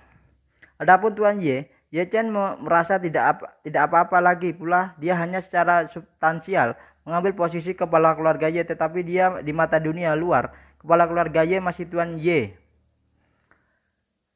Pelelangan tersebut diselenggarakan bersama oleh keluarga Song dan keluarga Ye. Ketua keluarga Song bertindak sebagai juru lelang dan ketua keluarga Ye hadir sebagai VIP yang masuk akal dan masuk di pemikiran orang-orang umum. Selain itu, Ye Chen merasa bahwa ini juga merupakan kesempatan yang baik untuk meningkatkan pengaruh keluarga Ye dan dengan memberikan Tuan Ye lebih banyak menunjukkan wajahnya. Adapun Lai Qinhua dan Ratu Tua Eropa Utara, mereka biasanya ribuan mil jauhnya dan mereka memiliki sedikit interaksi dengan diri mereka sendiri, sehingga sulit bagi orang lain untuk menemukan diri mereka sendiri bahkan jika mereka memotongnya. Pada saat ini di aula perjamuan, adegan lebih dari 400 orang tidak berisik sama sekali tetapi sunyi. Ada 200 peserta yang resmi mengikuti pelelangan, 200 rombongan dan 10 alternatif yang siap menggantikan setiap saat. Di antara mereka, banyak orang melihat sosok mereka kenal, tetapi karena persyaratan disiplin yang ketat di tempat tersebut, bahkan jika mereka melihat kenalan mereka hanya bisa menggunakan mata dan mengangguk untuk memberi isyarat sambil mempertahankan keheningan mutlak itu. Melihat jam elektronik tergantung di dinding, waktunya telah tiba di pukul 7.40. Dan semua orang tidak sabar untuk bangun. Masih ada 20 menit lagi sebelum pelelangan dimulai. Pertarungan sengit antara orang-orang terkaya. Pada saat ini pintu masuk Venua terbuka dan seorang wanita cantik mengenakan cosham satin putih melangkah ke Venua. Penampilan menyebabkan adegan itu mengeluarkan seruan. "Wow, adalah orang kaya yang berpengetahuan luas ini dan jarang memiliki kesempatan untuk bertemu dengan kecantikan oriental yang begitu menakjubkan. Dan wanita ini dengan temperamen oriental yang tak tertandingi ini adalah Song Wanting, ketua grup Song. Song Wanting yang awalnya masih sedikit gugup, tiba-tiba tercerahkan setelah pencerahan Ye Chen tadi. Dia berjalan ke ruang perjamuan dengan langkah percaya diri dan melintas karpet merah di antara kursi kiri dan kanan. Dan melangkah ke meja lelang. Mata semua orang mengikuti sosok dan mengikutinya ke panggung lelangan. Setelah itu Song Wanting berdiri di depan panggung lelang dan menghadap mikrofon dan berkata dengan senyum yang bermartabat, "Selamat datang semua orang-orang datang dari jauh untuk berpartisipasi dalam lelang pil permajaan pertama. Saya Song Wanting, ketua grup Song." Penonton langsung bertepuk tangan meriah. Orang-orang ini telah menunggu terlalu lama dan menekannya terlalu lama sekarang. Mereka akhirnya dapat membuat suara yang masuk akal dan tentu saja mereka bekerja sangatlah keras. Setelah bertepuk tangan yang berkepanjangan, Song Wanting sedikit mengangguk dan merasa terima kasih dan melanjutkan. Lelang malam ini diselenggarakan bersama oleh keluarga Song di Jigintang dan keluarga grup Y Buckingham Hotel, dan saya juga akan melayani sebagai juru lelang malam ini. Juru lelang akan memberi Anda panduan dan bantuan terkait pelelangan selama proses berlangsung. Berbicara tentang ini, Song Wanting berhenti sejenak lalu melanjutkan sebelum lelang secara resmi dimulai malam ini, tolong beri kami tepuk tangan hangat untuk menyambut 3 tamu terhormat kami hari ini. Orang-orang yang berpartisipasi dalam pelelangan ini tidak mengetahui pengaturan yang relevan dari penyelenggara, jadi kebanyakan orang tidak tahu bahwa ada tiket VIP di pelelangan malam ini. Pada saat ini Song Wanting berkata, tamu VIP pertama adalah Ratu Nordik yang baru saja turun tahta, Lady Victor Liat yang terhormat. Di luar pintu masuk ratu tua itu mondar-mandir dengan gugup. Berdiri di sampingnya adalah Ye Zhongquan, kepala keluarga Ye, dan Lai Kenhua, seorang ahli Feng Shui. Ye Zhongquan dan Lai Kenhua secara alami adalah kenalan lama. Keduanya tidak bertemu sampai mereka tiba-tiba di sini. Awalnya kedua belah pihak memiliki banyak hal untuk dikatakan, tetapi itu karena ratu tua ada di sini, mereka berdua menyapa satu sama lain. Selain itu tidak banyak komunikasi lain. Pada saat ini ketika ratu tua mendengar Song Wanting memanggilnya, dia buru-buru berdiri diam dan dengan ringan membelai dadanya dan mengambil beberapa nafas dalam-dalam dan kemudian mengumpulkan keberanian dan berjalan keluar. Meskipun ratu tua memiliki status sosial yang tinggi di Eropa, bagi orang kaya di Amerika Utara, Timur Tengah, dan Asia, dia tidak lebih dari seorang wanita tua tanpa gelar bangsawan. Jadi pemandangan yang sangatlah menarik tiba-tiba muncul di tempat kejadian ketika para bangsawan dan orang kaya dari Eropa yang lebih kecil melihat ratu tua. Mereka semua berdiri dan membungkuk sedikit untuk menunjukkan rasa hormat mereka, tetapi sisanya menunjukkan penghinaan. Tepat ketika ratu tua masuk, Ye Zhongquan di luar pintu berkata dengan hormat kepada Lai Kenhua, "Tuan Lai, akhirnya kita bertemu lagi." Lai Kenhua mengangguk dan juga berkata dengan sangatlah sopan dan hormat, "Bagaimana kabar Tuan Ye akhir-akhir ini?" Ye Zhongquan berkata dengan sedikit tersenyum, "Sesuatu terjadi beberapa waktu lalu, dan itu membuatku merasa sedikit kewalahan. Tetapi setelah cucuku Ye Chen kembali ke Yanjing, banyak masalah terpecahkan berkat dia. Keluarga Ye tidak hanya selamat dari kehancuran dan krisis dengan aman, tetapi juga mengambil ini. Apakah saya memiliki kesempatan untuk berkembang lebih lanjut dan berpura-pura menjadi besar dan tulang lama? Saya akhirnya memiliki kesempatan untuk pensiun dan menikmati kebahagiaan sehingga periode terakhir masih sangatlah nyaman." Lai Kenhua berkata sambil tersenyum. Memang merupakan berkah besar bagi keluarga Ye untuk memiliki naga asli seperti Tuan Ye. Dengan Tuan Ye di sini, keluarga Ye akan mencapai puncak dunia hanya sebentar lagi. Ye Kuan buru-buru menangkupkan tangannya dan berkata, "Kalau begitu aku akan meminjam kata-kata keberuntunganmu, Tuan Lai." Begitu kata-kata itu jatuh, keduanya mendengarkan aula perjamuan dan Song Wanting berkata selanjutnya, "Tolong beri kami tepuk tangan hangat dan undangan VIP kedua kami malam ini adalah keturunan langsung dari Master Feng Shui dinasti Song, Lai Buyi yang berusia lebih dari 100 tahun, guru Feng Shui yang sudah tua, Tuan Lai Kenhua." Mendengar ini, Ye Kuan tertegun sejenak. Dia awalnya berpikir bahwa dia harus menjadi orang kedua muncul dan Lai Kenhua harus menjadi VIP terakhir yang muncul di final. Tapi tiba-tiba Ye Chen mengatur agar Lai Kenhua muncul lebih dahulu dan membiarkan dirinya menjadi yang terakhir. Jadi dia tidak bisa menahan perasaan bersemangat. Ye Kenhua sama sekali tidak terkejut dengan pengaturan ini. Bagaimanapun Ye Zhongquan adalah kakek Ye Chen dan dia juga pemilik keluarga Ye. Di sisi baiknya, Ye Chen pasti akan mengatur agar dia datang ke final. Dengan cara ini, popularitas keluarga Ye di dunia akan meningkat, dapat secara instan dan meningkat banyak. Jadi Lai Kenhua tersenyum dan berkata kepada Ye Zhongquan, Tuan Ye, lelaki tua itu akan berada di atas panggung terlebih dahulu. Ye Zhongquan buru-buru membuat isyarat undangan dan berkata dengan hormat, Tuan Lai, silahkan. Lai Kenhua mengangguk sedikit dan berjalan ke aula perjamuan dengan langkah penuh semangat. Pada saat ini, di aula perjamuan sebagai besar orang yang tidak berdiri untuk menyambut ratu tua baru saja berdiri. Ini hampir semuanya kaya di Amerika Utara dan Asia. Banyak dari mereka yang menantikan pil tersebut setelah mendengarkan perkenalan Lai Kenhua dan mereka selalu mengagumi pencapaian Lai Kenhua dalam Feng Shui. Namun hampir tidak ada orang Eropa yang berdiri dan membungkuk kepada ratu tua yang baru saja berdiri.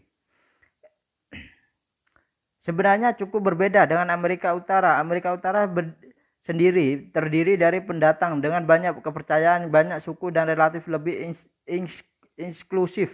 Orang-orang Eropa di Eropa selalu mempertahankan banyak tradisi yang tersisa dari abad pertengahan. Jadi mereka lebih keras kepala, mereka juga lebih konservatif. Mereka akan memberi hormat kepada keluarga kerajaan yang sudah rusak, tapi mereka akan mencemooh Lai Kenhua, seorang ahli Feng Shui. Namun Lai Kenhua tidak peduli dengan mata aneh ini. Ekspresinya selalu tenang dan pada saat yang sama dia sedikit teliti. Lai Kenhua berjalan ke 3 kursi VIP di tengah baris pertama. Ratu tua Eropa Utara telah mengambil kursi di sebelah kanan. Pada saat ini seorang anggota staf melangkah maju dan memberi syarat kepada Lai Kenhua untuk duduk di sebelah kiri, lebih unggul. Pada saat ini Song Wanting berkata dengan keras, selanjutnya, tolong berdiri dan berikan tepuk tangan terhangat untuk menyambut tamu kehormatan ketiga kami malam ini. Tuan Ye Zhongquan, juga ketua grup Ye, dan Tuan Ye Zhongquan tidak pernah bermimpi bahwa Ye Chen akan memberikan dirinya cukup ruang di lelangan ini. Memberikan dirinya berpartisipasi dalam pelelangan sebagai VIP telah mengejutkan diri sendiri. Saya tidak pernah berpikir bahwa Ye Chen tidak hanya memberinya status VIP, tetapi bahkan menjadikan dirinya final. Ini hanya menampilkan terakhir yang tidak saya juga adalah Song Wanting meminta semua orang untuk berdiri dan bertepuk tangan untuk menyambutnya saat ini, mengumumkan layar. Ini benar-benar perlakuan tinggi untuk jenis kesempatannya. Anda tahu bahwa mereka yang berpartisipasi dalam pelelangan ini saat ini bukanlah orang-orang kaya tanpa terkecuali dan banyak orang yang kekuatan ekonominya jauh lebih kuat daripada keluarga Ye. Namun bahkan orang-orang ini berdiri dengan hormat dan memuji pengakuan Ye Zhongquan. Pada saat ini kesombongan Ye Zhongquan sangatlah puas, namun diperlakukan dengan standar yang begitu tinggi membuat Tuan Ye semakin gugup dan dia sangatlah gugup sehingga dia tidak tahu apakah harus menginjak kiri atau kanan terlebih dahulu ketika memasuki aula lelang. Dia menekan kegembiraan dan kegugupan di hatinya dan kemudian berjalan ke tempat lelangan. Pada saat ini ada lebih dari 400 orang di tempat lelang berdiri tegak di kedua sisi, keduanya membalikkan tubuh di samping dan belakang dan mata mereka menuju pada pintu masuk. Begitu Ye Zhongquan melangkah maju, semua orang bertepuk tangan putus asa pada waktu yang hampir bersamaan. Tepuk tangan begitu hangat sehingga bahkan Ye Zhongquan berdiri merasa sedikit ketakutan. Dan orang-orang yang bertepuk tangan itu benar-benar menghormati Ye Zhongquan. Mereka hanya mendengar Song Wanting mengatakan bahwa mereka harus memberikan tepuk tangan yang meriah. Dan mereka harus memberi tepuk tangan yang terhangat. Mereka takut dihukum karena kinerja yang buruk, sehingga mereka hanya bisa menuruti. Ye Zhongquan telah terbiasa dengan perasaan menjadi sorotan kurang dari setengah jalan melalui karpet merah, dan seluruh dirinya secara bertahap menjadi lebih santai dengan senyum di wajahnya. Setelah menikmati perhatian dan tepuk tangan semua orang, Ye Zhongquan dengan enggan duduk di tengah kursi VIP. Setelah dia duduk, jam elektronik yang tergantung di atas venue telah mencapai 19.50 atau pukul 7 lebih dari 50. Jadi Song Wanting berkata sambil tersenyum, saya tahu bahwa sebagian besar orang yang datang untuk berpartisipasi dalam pelelangan kami adalah untuk pil permajaan ini. Jadi di sini saya ingin memperkenalkan kepada Anda. Pelelangan malam ini aturan khusus. Setelah itu Song Wanting berkata lagi, pertama-tama malam ini kami telah menyiapkan 2 pil permajaan yang sangat berharga untuk semua orang, kecuali salah satu pil permajaan akan dilelang secara keseluruhan pada akhir lelang dan sisanya akan dilelang. Dilelang pil tersebut berikutnya akan dibagi menjadi 4 bagian yang sama. Setiap bagian akan dilelang secara terpisah sebagian seperempatnya. Kedua, dari semua koleksi malam ini hanya pil permajaan yang tidak dapat dibeli kembali. Artinya jika salah satu dari Anda mendapatkan pil pertama, Anda secara otomatis akan kehilangan kesempatan untuk berpartisipasi dalam lelang pil lainnya dan tunduk pada batasan ini. Jadi jika salah satu dari Anda ingin mendapatkan seluruh pil tersebut, tolong jangan berpartisipasi dalam 4 lelang pertama. Dan jika tidak, setelah lelang berhasil, Anda akan kehilangan kualifikasi untuk menawar seluruh pil tersebut pada akhirnya. Selain itu, karena semua orang telah membayar deposit sebesar 50 juta yuan dalam lelangan malam ini, kecuali pil tersebut, produk yang Anda tawarkan akan langsung disimpan dan disegel untuk Anda. Jika omsetnya kurang dari itu, jika ada deposit, kami akan secara otomatis memotong pembayaran dan mengembalikannya sisa deposit. Jika jumlahnya transaksi lebih tinggi dari deposit, kami harus melunasi sisa pembayaran segera, mungkin setelah lelang berakhir.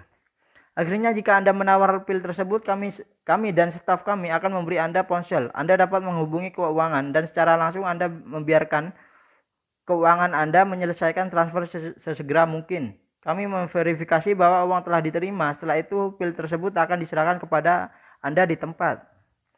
Tentu saja menurut peraturan kami, setelah Anda mendapatkan pil tersebut, Anda harus mematuhinya di depan umum. Jika tidak, maka akan dianggap sebagai pengesampingan. Setelah mengatakan itu, Song Wanting melihat ke arah kerumunan dan bertanya, apakah Anda memiliki pertanyaan? Jika tidak, jika demikian, silakan angkat tangan Anda untuk berbicara. Di kerumunan banyak orang mengatakan. Song Wanting menunjuk salah satu dari mereka dan berkata, tolong tanyakan nomor 095. Orang yang memakai nomor 095 adalah seorang pria kulit putih, tua berusia 70-an. Ketika Song Wanting menunjuk ke arahnya, dia dengan cepat berdiri dan bertanya, bagaimana jika kita membayar uang tetapi pil tersebut tidak mencapai efek yang diinginkan? Apa yang harus kita lakukan? Bagaimanapun kami hanya mendengar tentang kemanjuran pil tersebut, tetapi kami belum melihatnya. Song Wanting menjawab dengan sungguh-sungguh, saya dapat memberitahu Anda dengan penuh tanggung jawab bahwa efek pil tersebut benar-benar melampaui pemahaman dan pengetahuan Anda sebelumnya tentang obat-obatan terkait. Tidak peduli apakah Anda melihat seperempat pil tersebut atau bagian akhir. Seluruh pil permajaan setelah Anda meminumnya itu di tempat akan memiliki efek yang terlihat dengan mata telanjang Anda, yang merupakan salah satu alasan mengapa kami meminta penawar yang berhasil untuk mengambil pil tersebut dan meminumnya di tempat, sehingga orang lain dapat menyaksikan dengan mata mereka sendiri obatnya. Jika dia tidak berpengaruh, bagaimana kita bisa membuat keputusan seperti itu? Berbicara tentang ini, Song Wanting berkata lagi, mengenai apa yang baru saja Anda katakan, bagaimana jika pil itu tidak mencapai efek yang Anda harapkan? Saya pikir ini adalah masalah yang sangatlah subjektif. Bahkan jika efeknya baik, beberapa orang mungkin tidak merasa puas, sama seperti semua orang yang duduk di sini. Keinginan akan kekayaan tidak akan pernah memiliki batas atas dan tidak akan pernah puas. Oleh karena itu, kami hanya dapat menjamin bahwa sebagian besar orang akan diyakinkan setelah menyaksikan dengan mata kepala sendiri. Tetapi jika pihak sendiri tidak menyetujui atau tidak puas, kami tidak menerima segala bentuk pengembalian dana dan purna jual. Harap dipahami. Pria kulit putih tua itu ragu-ragu sejenak lalu mengangguk sedikit. Dia juga tahu bahwa hal semacam ini mungkin sulit untuk diukur dengan semacam standar terbuka, tetapi karena penyelenggara berani membiarkan semua orang meminumnya di tempat, itu membuktikan bahwa mereka harus memiliki keyakinan penuh dan kemanjuran obat tersebut.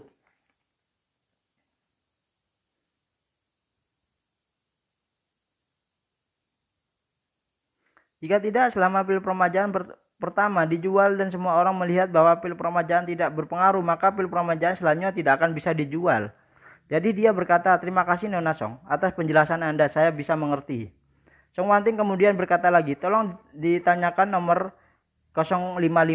055 adalah seorang lelaki tua dengan wajah timur tengah. Dia berdiri dan bertanya, Nona Song, jika seseorang menawar pil tersebut tetapi uangnya tidak datang, apakah yang akan dilakukan penyelenggara Anda?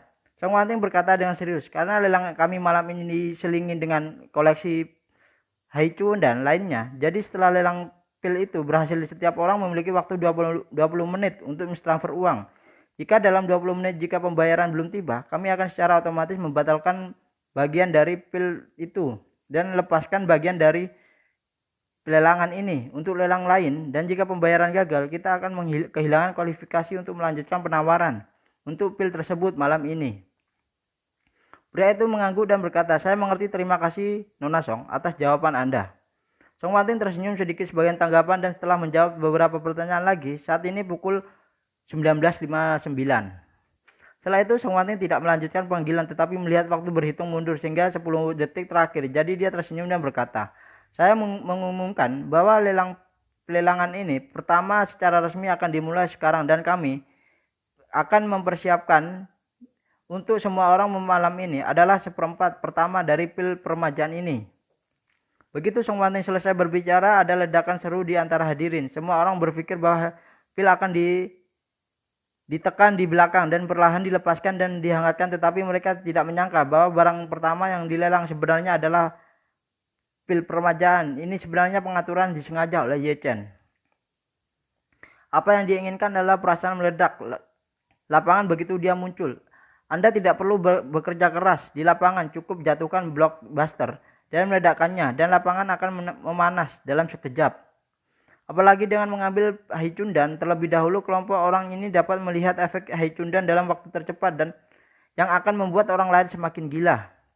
Pada saat ini Ye Chen sedang duduk di ruang pemantauan menonton siaran langsung adegan ini dan sedikit tersenyum. Penampilan Wanting jauh lebih baik dari yang saya harapkan. Sepertinya dia telah menemukan ritme yang cocok. Ye Chen dan Chen Zekai tidak bisa tidak memuji. Penampilan Nona Song di tempat kejadian benar-benarlah stabil dan adegan itu dipegang olehnya. Berbicara ini bertanya kepada Ye Chen dengan rasa ingin tahu, Tuan, menurut Anda berapa harga pil permajaan pertama ini bisa dijual? Ye Chen tersenyum dan berkata, saya tidak bisa mengatakan ini, tetapi kesempatan pertama harus menjadi harga terendah. Saya kira itu harus sekitar beberapa ratus juta hingga 1 miliar dolar. Pada saat ini situs lelang, tepat sebelum semua orang kembali sadar, seorang wanita etiket datang dengan piring perak halus. Segera setelah itu, adegan kamera diarahkan ke piring perak itu, dan seperempat pil permajaan hitam dan cerah di piring perak ditampilkan di layar lebar di belakang Song Wanting. Haicundan ini tidak besar sama sekali dan seperempatnya tidak banyak. Jika tidak dibesarkan dan ditampilkan di layar kamera dengan kamera di definisi tinggi ini, penawaran yang duduk di bawah tidak akan bisa melihat sama sekali. Sebagian besar orang curiga dengan pil ini dan mereka tidak percaya bahwa benda kecil seperti itu dapat memiliki efek magis seperti yang dikatakan legenda. Namun di antara kerumunan ada dua orang yang menatap Chun, dan kali ini bukan saja mereka tidak memiliki keraguan, tetapi juga mata mereka dipenuhi dengan panas dan keinginan.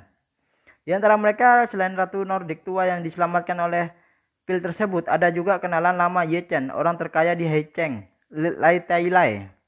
Lai Tailai memotret pil permajaan di pesta ulang tahun Song Wanting terakhir kali dengan harga 22 miliar ya, 2 miliar. Setelah meminumnya, tidak hanya semua gejala hilang, tetapi adanya setidaknya 20 tahun lebih muda.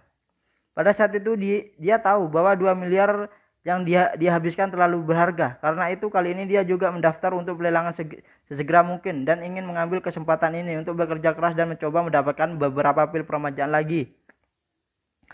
Dan dia juga tahu bahwa sumber daya keuangan tidak cukup dan jelas tidak mungkin untuk mengambil seluruh pil permajaan itu. Jadi dia berharap untuk mengambil 1 dari 4 bagian dari pil tersebut. Pada saat ini Song Wanting berkata, lelang ini akan menerima pembayaran dalam 2 mata uang, RMB atau dolar Amerika. Namun karena ada banyak teman luar negeri yang hadir hari ini, semua tawaran kami dalam dolar Amerika. Harga awal satu pil adalah 100 juta dolar Amerika Serikat. Dan setiap tawaran akan meningkat setidaknya 10 juta dolar Amerika Serikat. Pembeli yang terakhir silakan memulai menawar. Harga awal seperempat pil tersebut ditetapkan pada 100 juta dolar, yang benar-benar mengejutkan banyak penawar yang kurang kaya. Tepat ketika banyak orang masih sedikit bingung, Lai Tai-Lai mengangkat tangannya tanpa ragu-ragu dan berkata, "Saya akan memberikan 100 juta." Di ruang pertemuan, Ye Chen berkata sambil tersenyum, "Lai Tai-Lai benar-benar pintar. Dia tahu bahwa dia harus berjuang untuk bagian pertama dengan sumber daya keuangannya. Jika dia tidak bisa mendapatkan bagian pertama, itu akan seimbang, lebih sulit nanti di belakangnya." Ya, Chen Zekai mengganti salah satu gambar menjadi close up wajah Lai Tai-Lai dan berkata sambil tersenyum, "Lihat Tuan Muda, meskipun harga Li Tai-Lai sangatlah tajam, ekspresinya masih tampak sangatlah menyakitkan." Ye Chen meliriknya, tidak bisa menahan tawa dan mengangguk dan berkata, "Sebenarnya setidaknya setengah dari 200 orang yang datang hari ini memutuskan untuk menyerah ketika harga awal diumumkan. Mereka datang ke sini karena mereka banyak berpikir, melihat beberapa kuat pil tersebut. Dan bahkan jika mereka bersedia mengikuti tawaran dengan kekuatan mereka, dipikirkan mereka tidak akan dapat memanggilnya setelah beberapa putaran lagi. Bahkan Li Tai-Lai sendiri sedikit kaget dengan harga mulai 100 juta dolar. Menurut nilai tukar saat ini 100 juta dolar lebih dari 600 juta yuan. Terakhir kali dia minum seluruh pil permajaan hanya menghabiskan 2 miliar yuan, dan sekarang harga awal seperempat dari harga sebenarnya adalah sepertiga dari harga keseluruhan terakhir kali. Namun Li Tai-Lai tidak dapat menahan diri untuk berpikir yang pertama pasti yang termurah dari 4 pil tersebut yang dibuka malam ini, karena kebanyakan orang di sini tidak tahu betapa menakjubkannya pil tersebut. Tapi yang pertama adalah yang termurah, bagian diambil di depan umum. Itu pasti akan membuat orang ini gila. Harganya pasti akan naik. Jadi di bagian pertama ini saya bertekad untuk mendapatkannya." Lihat tawaran Li Tai-Lai, Song Wanting mengangguk dan berkata sambil tersenyum, "Oke, nomor 055 menawar 100 juta dolar. Apakah ada yang mau menawar lebih? Jika ya, silakan angkat tangan." Begitu suara itu jatuh, seorang lelaki tua berambut putih di antara kerumbunan mengangkat tangannya dan berkata, "Aku akan memberikan 110 juta." Li Tai-Lai terus mengangkat tangannya dan tanpa ragu, "Aku akan memberikan 120. Tepat ketika Song Wanting hendak berbicara, seorang lelaki tua dengan wajah timur tengah mengangkat tangannya dengan berkata, "Saya membayar 200 juta.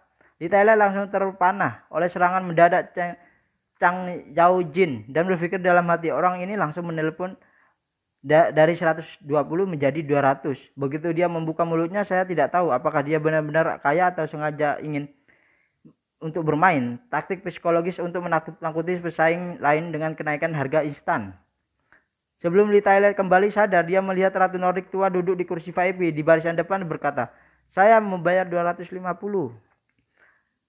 Nilai Ratu tua tidak terlalu banyak. Seluruh keluarga Ratu Nordik bersamanya hanya cukup untuk mendaftar untuk pelelangan ini. Namun bagi Ratu tua ini telah berjalan melewati gerbang neraka, uang bahkan bukan kentut di depan kehidupan. Untuk mengatakan 2 atau 3 miliar dolar, dia benar-benar tidak bisa mendapatkannya. Tetapi 2 atau 3 miliar atau bahkan 3 atau 5 miliar dolar, dia masih bisa mengeluarkannya dengan gigi terkatupnya. Pemikirannya saat ini mirip dengan Li Tai-Lai. Bagaimanapun ini tidak cukup kuat dan memiliki amunisi yang terbatas. Jadi dia harus bertarung dengan cepat dan mengejutkan semua orang.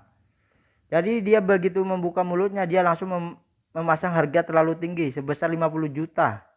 Untuk menakjubkan tekadnya untuk menang dan untuk menakuti penawar yang mencoba menawannya sedikit. Li Tai-Lai tidak menyangka bahwa dia akan bertemu dua pesaing yang menaikkan harga mereka dengan selisih besar pada saat ini, bahkan memiliki keinginan untuk secara langsung meminta 300 juta untuk melihat siapa yang akan bisa menakuti yang lain. Namun setelah dia berpikir-pikir, sudah ada dua lawan yang bermain seperti ini. Jika bermain seperti ini mungkin tidak akan berhasil. Jadi dia angkat tangan dan dengan tak acuh dan berkata dengan santainya, "Aku akan memberi 260 juta. Alasan mengapa lelang populer di seluruh dunia terutama karena hanya ada batas bawah dan tidak ada batas atas untuk apapun dalam lelangan. Oleh karena itu komoditas apapun dapat memperoleh harga tinggi langit. Lelang terutama tergantung pada kekuatan dan mentalitas para pesaing. Kadang-kadang mereka saling mengejar dan bahkan hal-hal yang tidak berharga dapat dijual dengan harga yang sangatlah tinggi. Selain itu sebenarnya tidak banyak taktik yang tersedia untuk metode penawaran langsung semacam ini. Hanya ada dua yang umum digunakan, atau Anda bisa tiba-tiba menaikkan harga, menakut-nakuti pihak lain dengan momentum Anda, dan memberitahu pihak lain bahwa jika Anda punya uang, Anda bahkan dapat membunuh Anda dengan penghancurannya. Ikuti perlahan dan pada saat yang sama jaga agar wajah Anda tetap tenang dan berikan isyarat kepada pihak lain yang ingin Anda dimainkan. Dan Anda dan saya akan bermain dengan Anda sampai akhir. Metode pertama Lee Tyler tidak berhasil, jadi dia hanya bisa beralih ke yang kedua. Yang direncanakan adalah tunai. Mulai sekarang, selama harganya masih dalam kisaran yang dia mampu, dia cukup menekan harga 1.000. Kenaikan harga 10.000 akan meningkat. Jika harga mencapai tingkat yang tidak dapat diterima, maka berhentilah secara diam-diam. Pada saat ini Ratu Nordik tua melihat bahwa masih ada ruang untuk harga yang jauh dari batasannya. Jadi dia mengangkat tangannya tanpa berpikir dan berkata sambil dengan kerasnya, "Saya akan membayar 300 juta." Begitu dia selesai berbicara, Lee Tyler memarahi ibunya di dalam hatinya. "Wanita tua sialan, apakah kamu benar-benar gila atau semacamnya? Kamu datang ke sini dengan mulut terbuka untuk 300 juta. Kamu tahu bahwa 300 juta Amerika hampir 2 miliar yuan dalam harga-harga dalam darah.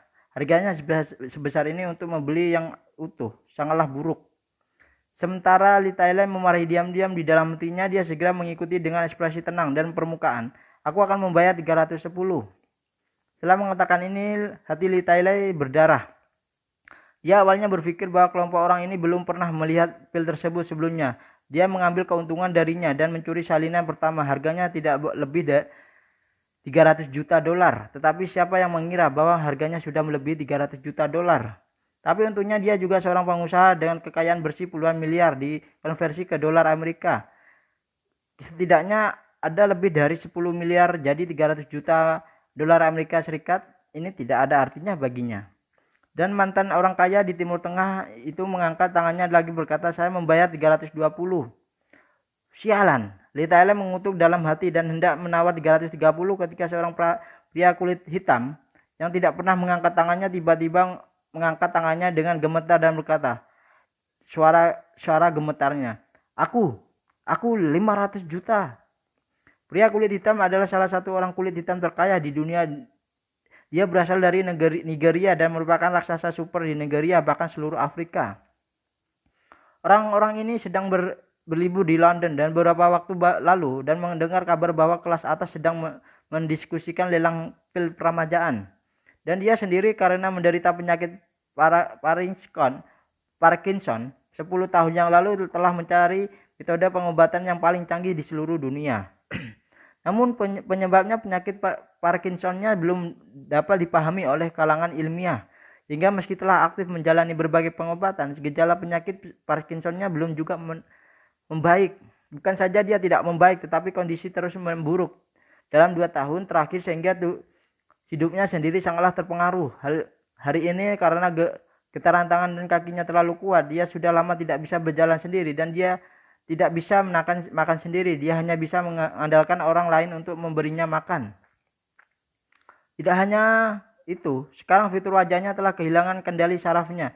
Mulutnya berbengkok dan matanya sipit yang membuat enggan untuk melihat ke cermin selama beberapa tahun.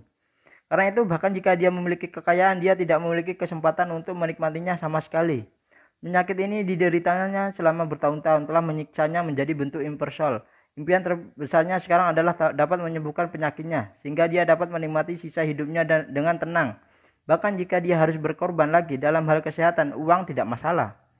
Karena itu begitu dia muncul, dia langsung menaikkan harga hampir 200 juta hanya untuk mendapatkan pil tersebut. Apakah itu Lee Tyler, Ratu Nordik, atau orang kaya Timur Tengah yang meminta harga sebelumnya? Dia tidak pernah berpikir bahwa orang terkaya berkulit hitam akan begitu kuat. Dan dia menambahkan begitu banyak uang ke penawaran sebelumnya. Begitu dia muncul, Lee Tyler merasa sangat tertekan untuk sesaat, mengubah 500 juta dolar Amerika Serikat menjadi RMB telah melampaui 3 miliar yuan. Dan dia bukan karena dia tidak mampu membayar 3 miliar itu, namun ketika dia berpikir bahwa dia hanya menggunakan 2 miliar untuk pil peremajaan secara utuh sebelumnya, tetapi sekarang akan menelan biaya lebih dari 3 miliar atau lebih untuk seperempatnya. Ada celah yang kuat di hatinya. Tepat ketika dia masih ragu-ragu dan berjuang, Ratu Nordik tua itu menguncang hatinya dan mengangkat tangannya dan berkata, saya akan membayar 550 juta. Semua dana yang bisa diambil Ratu tua adalah 600 juta dolar untuk melakukan upaya terakhirnya, dan jika dia berhasil, dia hanya bisa menggantungkan semua harapannya kepada Ye Chen. Meskipun orang kulit hitam terkaya belum pernah berpartisipasi dalam penawaran sebelumnya, dia tiba-tiba keluar hanya ingin mengejutkan pesaing lain, dan dengan serangan mendadak pendiam penawar yang bergerak seperti kelinci seperti ini adalah gaya perilaku pribadinya. Jadi dia berkata tidak mau kalah sama sekali. Saya akan membayar 600 juta. Ratu tua tenggelam dalam hatinya dan mengetahui bahwa dia mungkin akan gagal malam ini. Jadi dia hanya bisa melakukan satu upaya terakhir, mengangkat tangannya dan berkata 610. Li Tailai juga sadar saat ini meskipun harga 610 sangatlah tertinggi. Itu pasti harga terendah untuk pil ini dan untuk malam ini.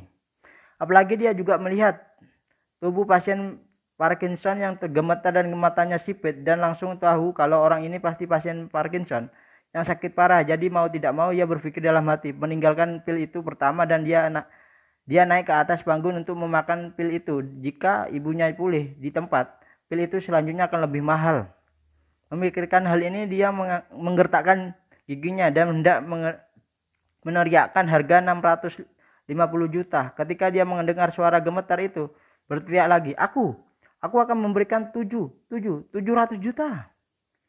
Ada keributan di tempat kejadian. Lebih dari separuh penawar menangis karena merasa tidak bisa membayangkan bahwa seperempat pil itu bisa mendapatkan harga seperti 700 juta. Ini telah menembus batas atas psikologis mereka lebih awal. 650 juta Li Tailai datang ke bibirnya dipaksa kembali oleh pihak lain, dan dia secara alami 10.000 benci di dalam hatinya. Namun ketika dia berpikir bahwa ini mungkin saat paling dekat dengan pil itu di paruh kedua hidupnya, dia hanya bisa menggertakkan giginya dan berkata dengan keras, 750 juta. Lauzi memberi 750 juta, tapi ini sudah berakhir. Song Wanting segera mengingatkan nomor 055, tolong perhatikan kata-katamu, jangan bersumpah di depan umum. Li Tailai mengangguk cepat dan berkata dengan panik, maaf Nona Song, maaf. Saya benar-benar minta maaf, saya ini impulsif. Dan saya akan memperhatikan di masa depan. Raungan Li Tailai tidak membuat pria kulit hitam kaya itu takut. Dia terus mengangkat tangannya kanannya dan gemetar tinggi-tinggi dan berteriak keras, 80 juta, 800 juta. Aku akan memberi 800 juta. Nah, itu ya untuk The Story of Ye Chen. Panjang juga ya, hampir 1,5 jam ya. Terima kasih yang sudah bersama saya dan mensubscribe saya, mendengarkan sampai habis. Mohon maaf akhir-akhir ceritanya itu agak sulit ya diperjemahkan ya. Jadi terima kasih yang sudah mensupport saya, mendukung saya, dan terima kasih untuk kritikan kalian karena kayak suaranya kurang jelas. Terima kasih, saya antusias banget untuk komen kalian yang baik, yang positif. Saya akan membalasnya atau menjawabnya ya. Mohon maaf jika ada keterlambatan saya, jadi mohon dimaklumi. Tapi di saat saya upload itu pasti ada bab terbaru ya. Jadi jangan khawatir, ini bab lama nggak asik. Jangan seperti itu, karena belum tentu.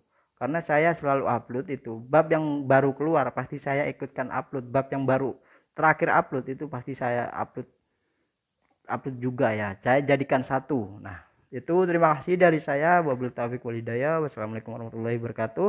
Jangan lupa subscribe channel saya, kurang 3.000 subscribe. Terima kasih yang sudah berpartisipasi selama ini dan subscribe saya.